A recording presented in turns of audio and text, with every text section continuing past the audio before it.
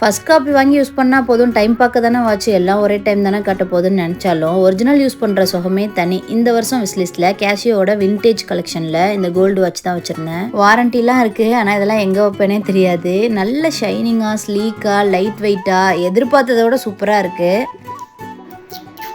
என்ன மாதிரி small wrist இருக்கிறவங்க, ரெகுலராக காலேஜ் போகிறவங்க, ஒர்க் போகிறவங்களுக்குலாம் செம்மையாக இருக்கும். பட்ஜெட்டில் ஒரு நல்ல வாட்ச் பார்த்துட்டு இருக்கீங்கன்னா இது வாங்குங்க. என்னோட பிரேஸ்லெட் இந்த கையில் போட்டிருக்கேன்ல, அதில் பிளாக் கலர் கோட்டிங் இருக்கும். இந்த வாட்சோட டயலும் பிளாக் கலரில் வருதா, ஸோ ரெண்டு கைக்கும் அப்படியே மேட்சிங்காக அமைஞ்சு போச்சு. சூப்பராக இருக்குது. போன வருஷம் ஆப்பிள் வாட்ச் வாங்கினேன், அது சார்ஜ் போட்டு யூஸ் பண்ண கஷ்டமாக இருக்குது. அதுக்கு முன்னாடி மைக்கேல் கோர்ஸ் வாங்கினேன், அது கூட கொஞ்சம் காஸ்ட்லி தான். ஆனால் இது 4000க்கு இவ்வளோ சூப்பராக இருக்குது.